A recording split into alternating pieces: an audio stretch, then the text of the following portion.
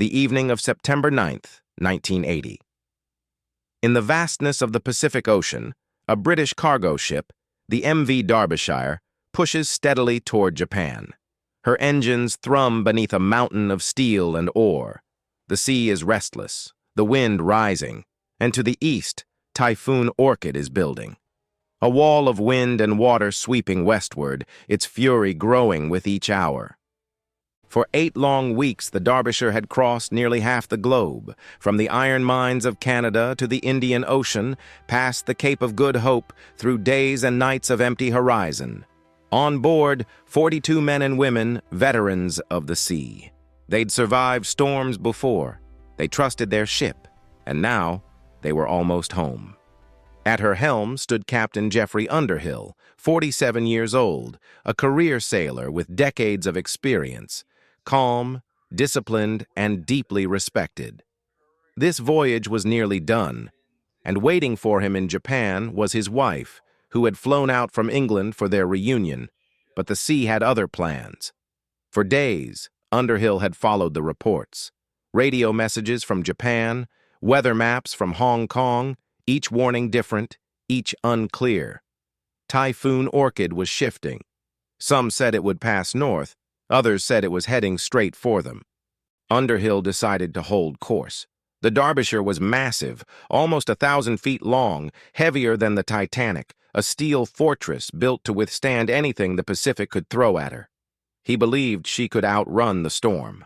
But as night fell, the wind changed. The sea began to rise. Waves grew to walls of black water. The nearest harbor was hundreds of kilometers away, too far.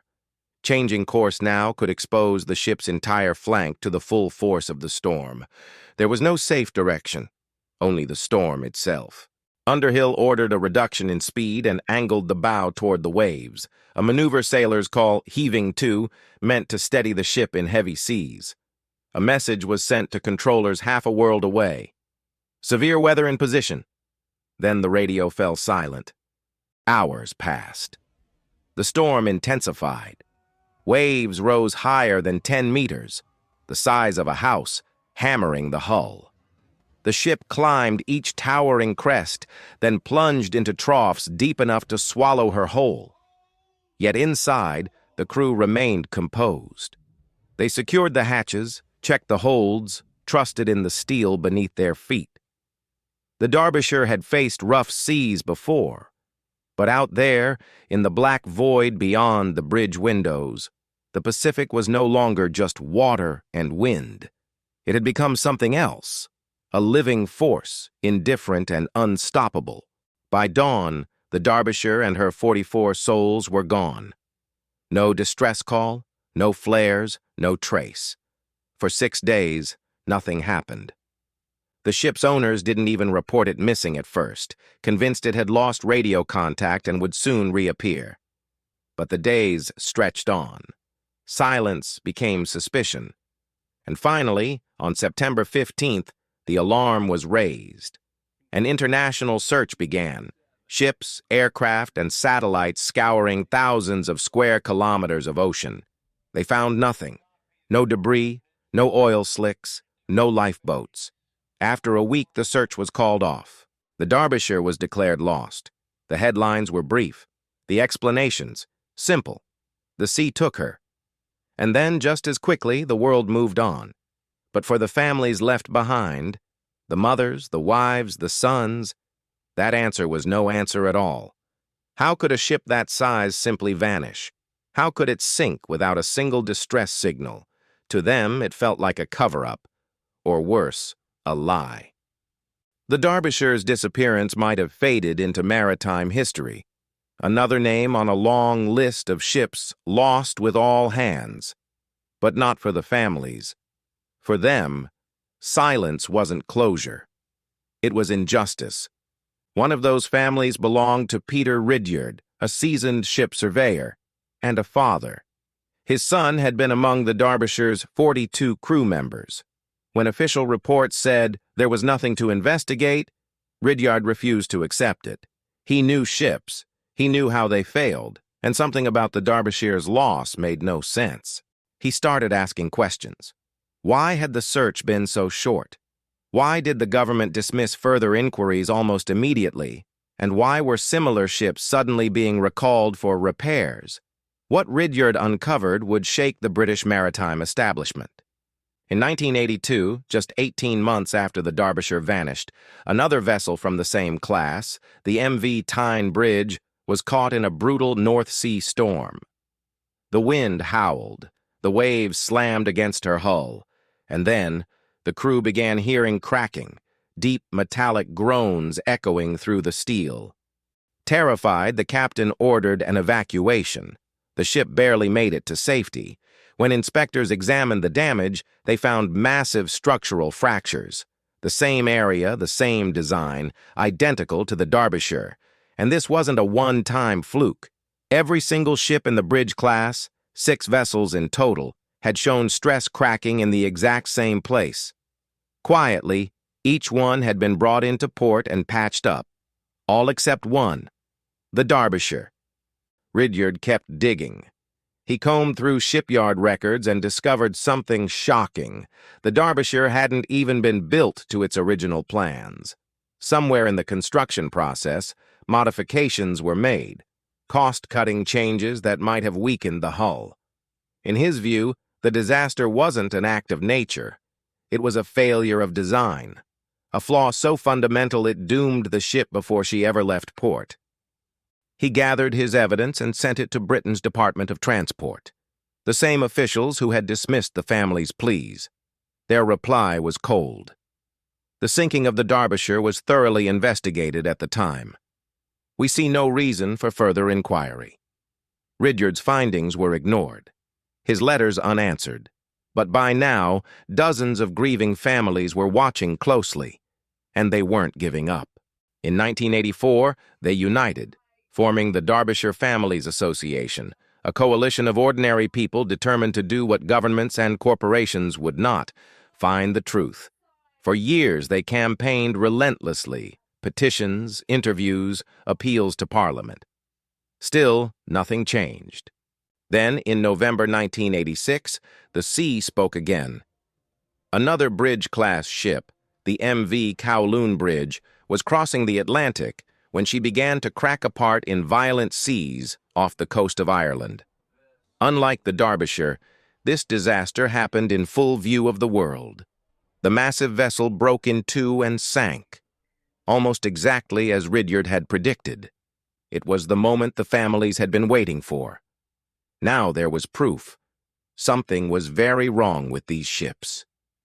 Under public pressure, the British government finally ordered an official board of inquiry into the Derbyshire's disappearance. For 6 months, shipbuilders, engineers, and experts took the stand. They debated hull stress, design tolerances, typhoon pressure, a storm of technical jargon. But behind the complexity, one truth loomed: the system was protecting itself. Ridyard, the man whose investigation had sparked the entire case, was barred from presenting his findings. His data was excluded from evidence, and when the report was finally published in January 1989, its conclusion stunned everyone. No evidence of structural failure. The Derbyshire was lost to the sea. That was it. No cause, no fault, no one to blame. The families were devastated. Years of fighting, dismissed with a paragraph. But this time they refused to disappear quietly. They began speaking publicly, demanding international attention.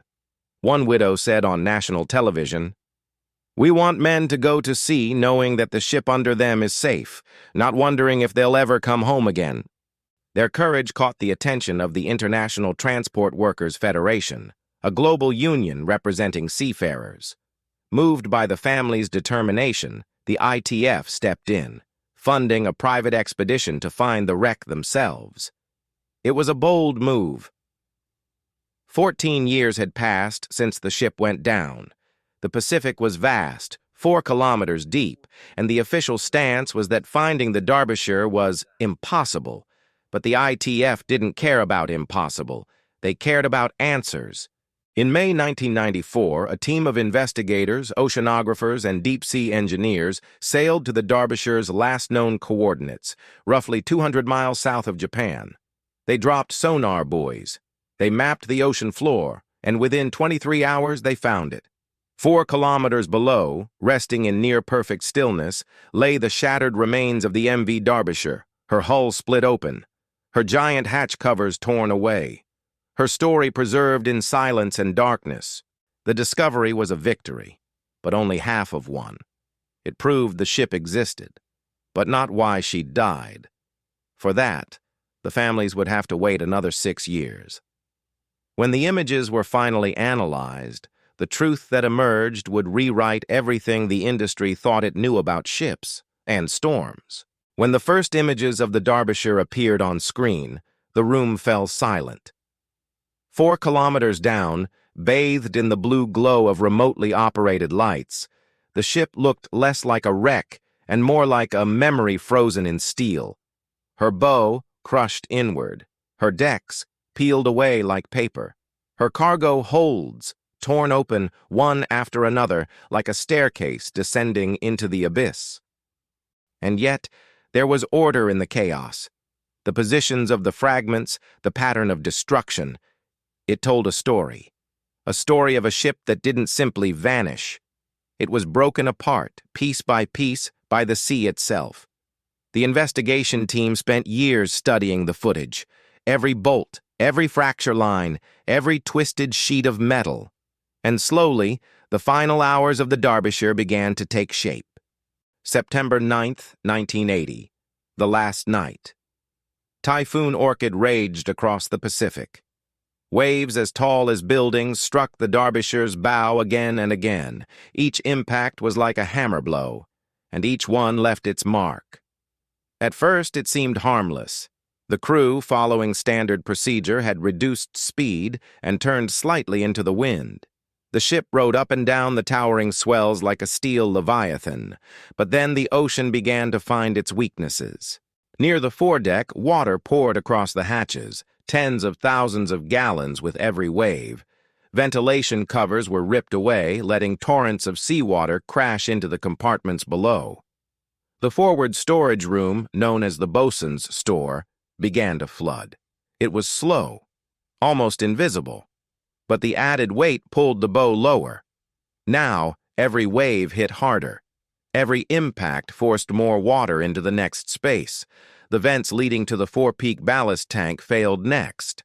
That flooded, too. With each flooded compartment, the ship's forward buoyancy dropped further. The Derbyshire was now fighting physics itself, a self-reinforcing spiral that no human skill could stop. At 10:30 p.m., the storm reached its peak. Winds tore across the sea at over 100 kilometers per hour. Waves 15 meters high pounded the ship's deck. Then came the first catastrophic failure. The number 1 hatch cover, a steel plate the size of a tennis court, was struck by a single enormous wave. It buckled. Then it gave way. Thousands of tons of seawater exploded into the forward cargo hold. The massive void filled in seconds, dragging the bow down even faster. Moments later, the number 2 hatch followed. The ship's entire front section was now being forced underwater. The stern lifted high into the air, its propeller exposed. Inside, the engine room alarms blared, pressure differentials, ballast warnings, power fluctuations. But it was too late. Hold 3 collapsed under the same relentless force, setting off a chain reaction that ripped through the length of the ship. Each compartment imploded under the crushing pressure of the ocean, feeding the collapse of the next.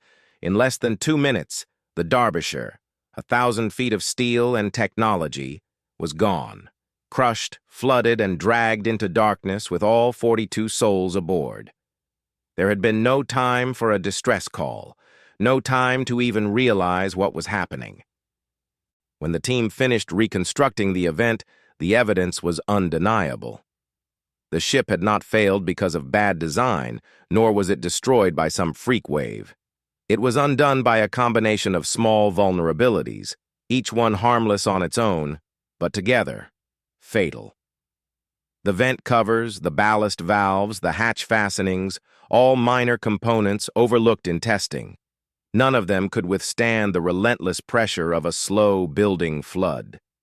The Derbyshire wasn't defeated in a single blow. She was overwhelmed drop by drop until she simply couldn't rise again. In 2000, the British government finally issued a new report, this time based on the evidence gathered from the wreck. For the first time, it acknowledged the truth. The Derbyshire had been lost due to progressive flooding, a cascading structural failure that could happen to any ship if built the same way. It was a quiet vindication for the families who had fought nearly 2 decades for this moment. They hadn't just recovered the story of one ship. They'd changed the rules that would protect thousands of sailors in the future. New international safety standards were introduced for hatch design, vent strength, and storm preparedness. Engineers around the world re-examined their blueprints. The sea, once again, had forced humanity to learn the hard way. Today, the Derbyshire rests peacefully on the Pacific floor, 4,000 meters below the waves. Her vast hull lies in silence, surrounded by nothing but silt and shadows. But in that silence, she speaks, not of tragedy, but of truth. A truth uncovered not by governments or corporations, but by the determination of ordinary people who refuse to forget. Because at sea, even the largest ships can vanish without a trace. But the stories they leave behind, those can still reach the shore.